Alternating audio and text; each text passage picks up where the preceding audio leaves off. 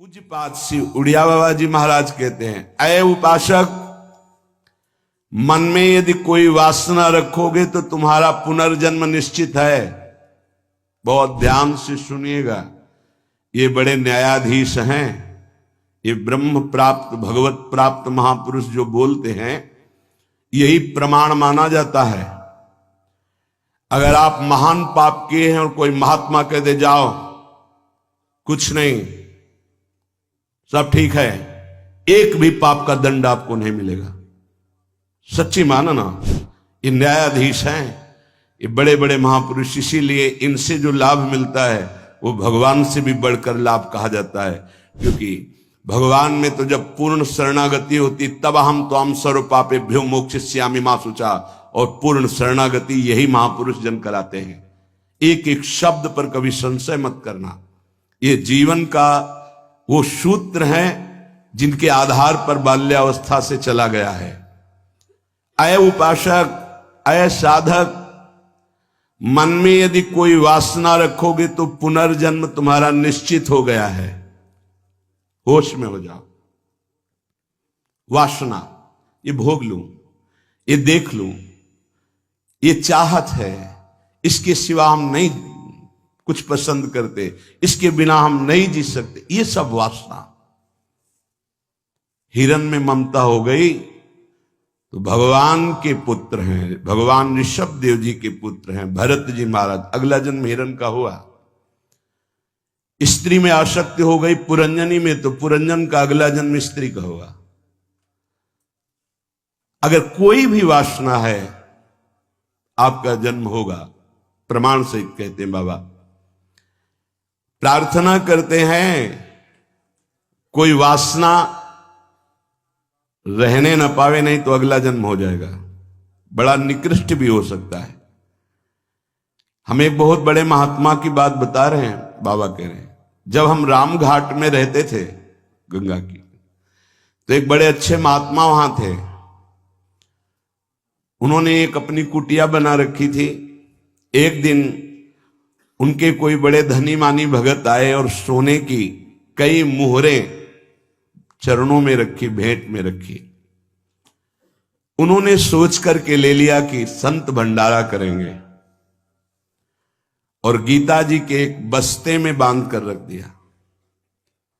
वस्त्र को आवेष्टित करके ग्रंथ को जब रखा जाता है तो उसे बस्ता कहते हैं। एक रस्सी होती और उसको जब ऐसे करके कई बार लपेटा, उसी में वो स्वर्ण की मुद्राएं रख दी, मोहरें।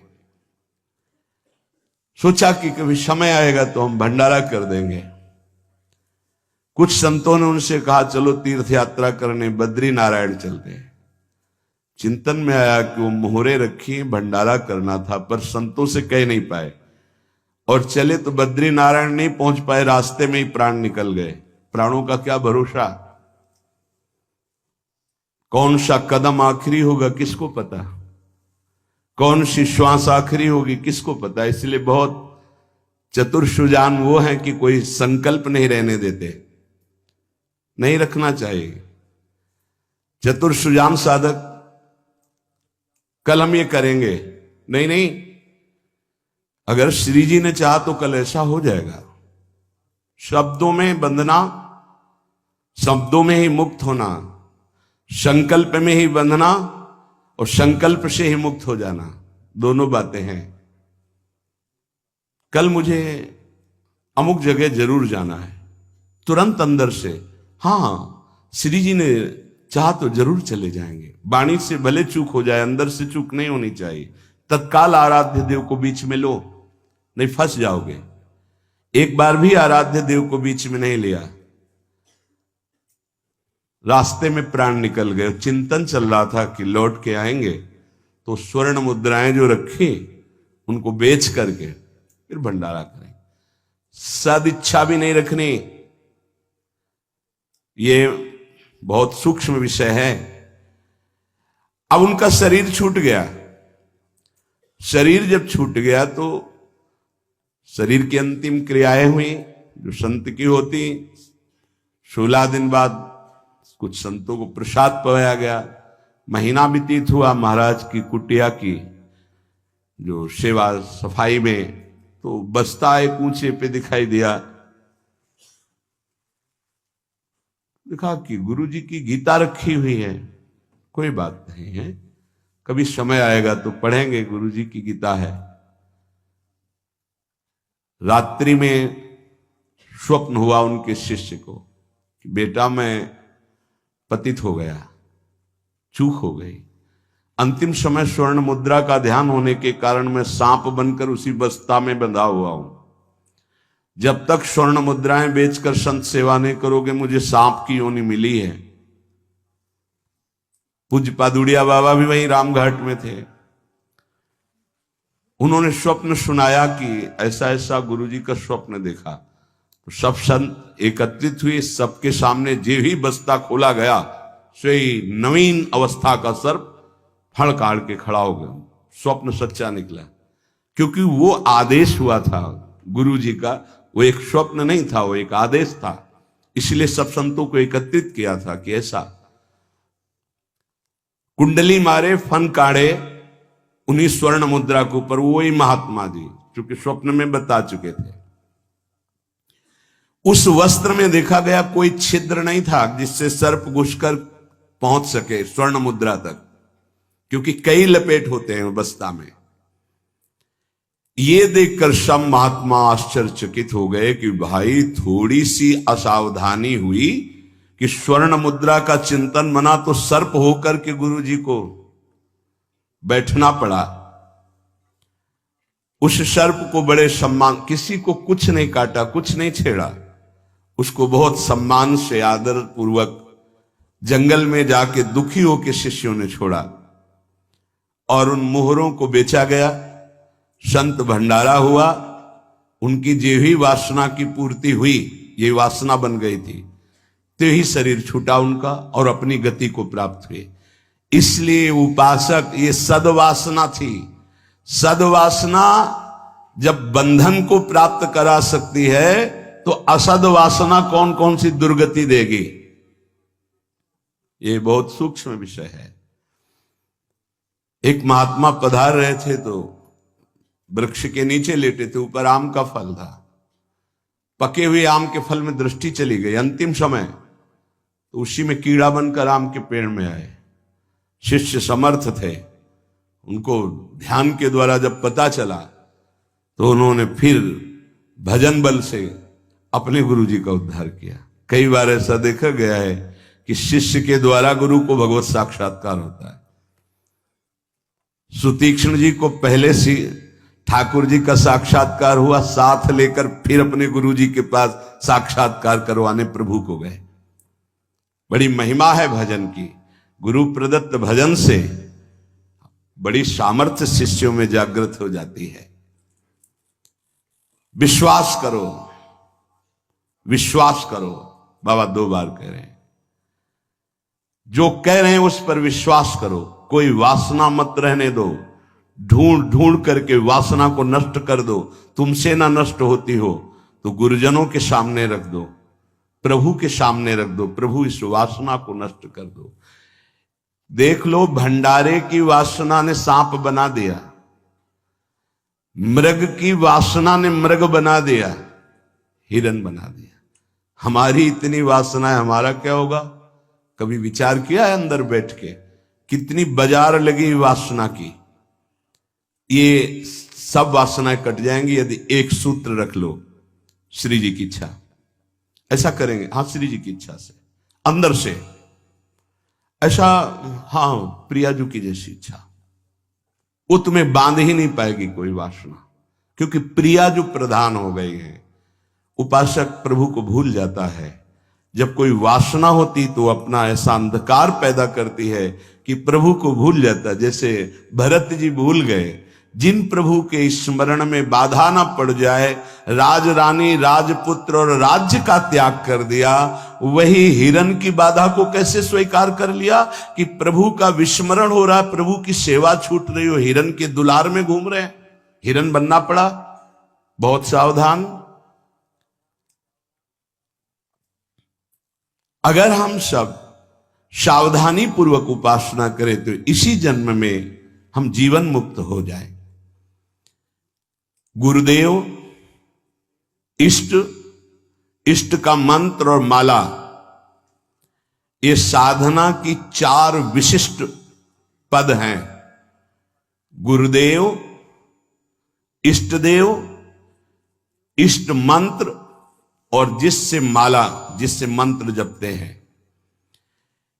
इनमें एक भी नहीं बदलना चाहिए, बहुत जल्दी सिद्ध हो जाएगा। माला ऐसे नहीं कि गंदी हो गई फेंक दी, दूसरी नई माला ले ली, टूट गई मुंह से, या माला की थैली, दोनों। एक उपासक के पास फटी हुई बहुत मलिन थैली थी, हमने कहा बदल दो ना, नहीं गुरु प्रदत्त है, ये आजीवन चलेगी ऐसे, बहुत जल से धो देंगे, यमुना जी में धो देंगे, बदल तो नहीं सकते, आजीवन के लिए। अच्छा लगा, ठीक है, गुरु प्रदत्त है, इसे बदल नहीं सकते। माला झोली, यहां रोज नई चमकती हुई, देखो ध्यान दीजिए, गुरु, इष्ट, इष्ट मंत्र और माला, ये चारों बहुत जल्दी परिपक्व अवस्था प्रदान करती है। इनमें से एक भी यदि बदला जाए तो बेविचार दोष उत्पन्न हो जाएगा। गुरु, इष्टदेव, इष्ट मंत्र, मंत्र जपने की माला और माला झोली सहित, इसे खिलवाड़ ना समझे। यदि तुम किसी की माला चुरा लेते हो तो कभी तुम्हें उसके जपे हुए का फल नहीं मिलेगा, और यदि तुम्हारी माला कोई गिर जाए, भूल जाए, कोई चुरा ले, तो तुम्हारे आधे भजन का प्रभाव निष्फल कर दिया जाएगा। ये न्यायाधीश बोल रहे हैं। माला प्राणों से भी अधिक प्यारी रखी जाती है, ऐसे नहीं कि जहां मन आया वहां रख दिया, नहीं, सदैव अपनी छाती से माला लगा के रखी जाती है। अगर कोई बात करनी, कोई सेवा करनी, तो माला को यहां ऐसे रख लिया, गले में डाल लिया कि नहीं। अब कुछ लोग ऐसे नहीं रखी जाती, अगर माला रखना भी है तो उसके नीचे आसन होना चाहिए, उससे मंत्र जपते, खिलवाड़ नहीं। यदि चोरी चली गई तो भी आपका आधा भजन निष्फल हो जाएगा, और चुराने वाले को कभी भी जितना जप करेगा उसका फल नहीं मिलेगा। किसी की माला से जप नहीं करना चाहिए। मिली हुई माला को जहां मिले वहां सम्मान से टांग दो, कभी लौटेगा वो तो ले लेगा, कभी माला पड़ी हुई उठाना नहीं चाहिए, लेना नहीं चाहिए, उससे कुछ लाभ आपको मिलेगा नहीं। अगर यहां माला पड़ी है तो यही टांग दो, जिसकी माला है अगर वो वापस आएगा तो वहां मिल जाएगी उसको। कभी आप किसी की माला से जप न करें। जो किसी की माला चुरा लेता है उसकी कभी आध्यात्मिक उन्नति उससे नहीं हो सकती। माला, झोली, इष्ट मंत्र, गुरुदेव और इष्ट देव आजीवन एक ही रखे, बदलाव न करे। यावत जीवन इन चारों को एक रखे, गुरुदेव, इष्ट देव, इष्ट मंत्र, इष्ट माला, उपासक बहुत जल्दी परिपक्व अवस्था को प्राप्त हो जाएगा। ये बातें बड़ी गूढ़ हैं, ये आध्यात्मिक सत्संग, इसलिए आपको सुनने को मिल रही। कर्म 4 प्रकार के होते हैं। एक कर्म जिनसे यहां भी सुख मिले और परलोक में सुख मिले, जैसे हम यहां किसी भूखे को भोजन पवा देते हैं तो हमारी संपत्ति भी बढ़ेगी और परलोक में इसके पुण्य का बड़ा लाभ प्राप्त होगा। या हम ऐसी कुछ अपने धन से व्यवस्था करते हैं जिससे भजन करने वाले संतों को सुख मिले, जो सतमार्ग में चल रहे हैं उनकी वास की व्यवस्था, वस्त्र की व्यवस्था, भोजन की व्यवस्था, यहां भी तुम्हारे ऐश्वर्य बढ़ेगा और परलोक में भी भगवत कृपा प्राप्त होगी। औषधालय खोल देना, प्याऊ खोल देना, ऐसी व्यवस्था कर देना जिनकी व्यवस्थाएं नहीं हैं, उनको वस्त्र है, भोजन है, औषधि है, इस तरह की, तो यहां भी सुख और परलोक में भी सुख। पर ध्यान रहे, पोस्टर बैनर नहीं होना चाहिए। अगर आपने कहीं छपवा दिया या अपनी जबान से कह दिया तो उसका प्रभाव क्षीण हो जाता है। ये लोग समझते नहीं। आपने वृंदावन आए, 100 संतों को भोजन पवाया, इसके बाद पूरे गांव में 4-4 जगह बैठ के, कि वृंदावन गए थे, 100-2 संतों को ऐसा पवाया, संत भी कह रहे थे कि वाह भाई, और 100-100 रुपया भेंट दी। वो बड़ाई जो आप झोंक रहे हो ना, सब खाली हो रहे हो आप। चुप। ये लोग कुछ ऐसे देहाभिमानी होते हैं कि एक पंखा भी टंगवाएंगे ना तो पंखा की हर पंखुड़ी में जिला अमुक, बाबा का नाम हो, दादी का नाम हो, ये नाम और वो नाम, अपना नाम, पूरा पता, फोन नंबर सहित पंखा में ऐसे देखे गए। कुछ भी करना है ये सब। तुम्हें अपने नाम की चिंता है या संतों की सेवा की चिंता हुई? तो ये ध्यान रखो, जिनमें यहां भी सुख मिले और परलोक में सुख मिले उसे सत्कर्म कहते हैं। सत्कर्म गुप्त होना चाहिए, पर अभिमान गुप्त होने नहीं देगा, पक्का। वो चाहे दीवाल से कहेगा जरूर। ये अंदर देख लेना, फूलन आएगी, कहना कुछ तो ऐसा कि बाद में संत पाएंगे, पहले ही परिक्रमा मार्ग में बोर्ड लग जाता है, आज यहां 100 संत सेवा और अमुक जिले के अमुक अमुक अमुक ऐसे। तब ये लगता है कि कैसे तुम नादान बच्चे हो, तुम्हें इतना बड़ा सौभाग्य सुकृत का मिला था, इतना महान सत्कर्म, और तुमने सब मिटिया मेट कर दिया। और उनको लगता है कि सत्कर्म का फल यही है। 100 रुपया के अगर फूल डालने हैं तो फिर 100 लोगों को तो पता चलना चाहिए कि वीडियो में कि हम ही फूल डाल रहे थे। बड़ा हम का खेल चालू है। ये कर्म तभी परलोक में आपको मिलेगा जब यहां आप गुप्त रखें। देखा है आपने गुप्त कैसे कमाई की जाती। बहुत बड़ी यज्ञ की थी। मैदा फैक्ट्री के मालिक थे। जब वो आते थे कानपुर में गुरु आश्रम में संत दर्शन के लिए, तो 20 गाड़ियां उनके साथ होती थी। आधा किलोमीटर पहले ही रुक करके नंगे पैर पैदल आते थे। जब वो यज्ञ करवाए तो एक हाथ में झाड़ू सोहनी और एक में डलिया, और जो ऐसे खा पी के दोना पत्तल फेंक देते वो उठाते। कहीं कोई पोस्टर नहीं, कहीं और इतनी दिव्य, सब खान पान सामग्री सब ऐसी। और वो केवल चेक करते थे अपने कार्यकर्ताओं का, झाड़ू लिए हुए वो लिए। कोई जैसे पूछता यज्ञ कौन करवा रहा, तो बोले हमको तो यहाँ दोना पत्तल फेंकने की सेवा मिली, हमें तो पता नहीं। कोई जान नहीं पाया कौन करवा रहा है। अपने लोग इसलिए जानते थे कि प्रेरणा से हो रही थी। ऐसे सत्कर्म की कोई जान ही नहीं पाया कि किसने करवाई यज्ञ। और इतना बड़ा खान पान, कानपुर महानगर जहां लाखों लोग खाते पीते, उनके पास कोई कमी नहीं, कहीं भी कोई अभिमान का लेश मात्र नहीं। दूसरा मतलब पहला है जो इस लोक और परलोक दोनों में सुख प्रदान करे, वो ऐसे धार्मिक सत्कर्म। दैन्यता की मूर्ति, साधुता अपने आप आ जाएगी जब आप ऐसा समर्पण करेंगे।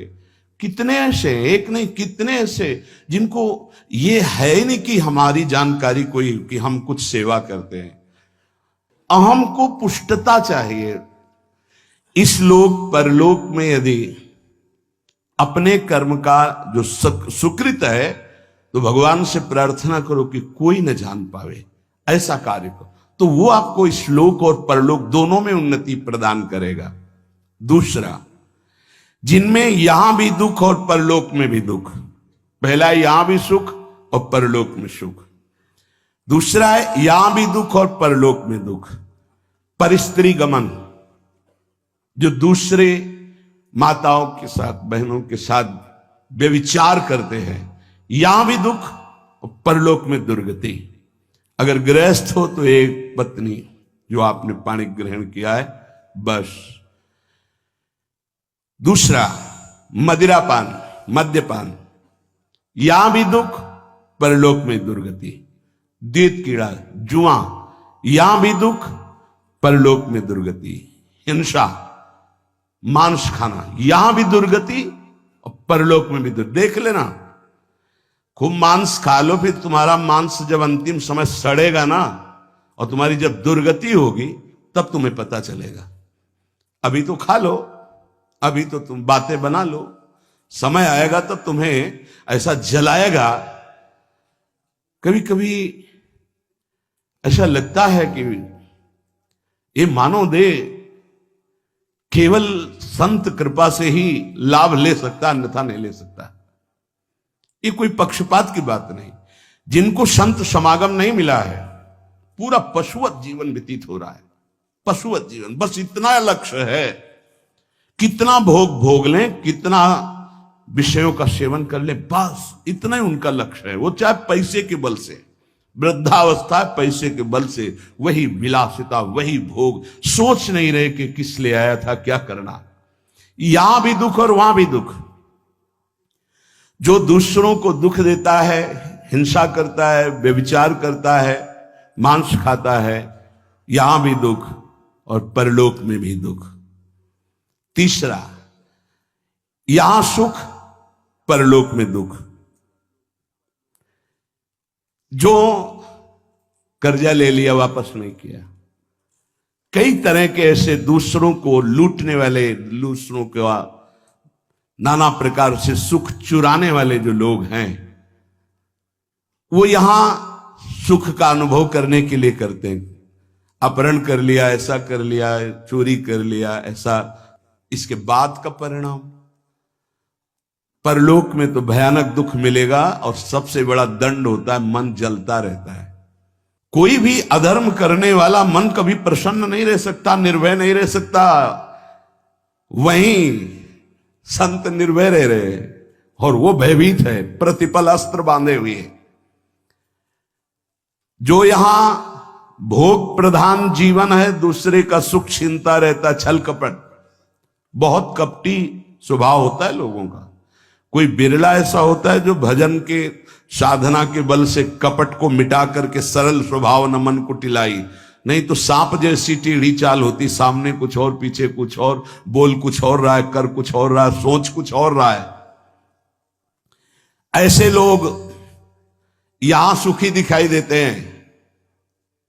लोगों के प्रश्न भी रहते हैं, झूठ, कपट, छल, हिंसा, चोरी, ऐसे लोग यहां सुखी दिखाई देते हैं बड़ा, लेकिन परिणाम उनका बड़ा भयंकर होता है, महान दुख को प्राप्त होते हैं।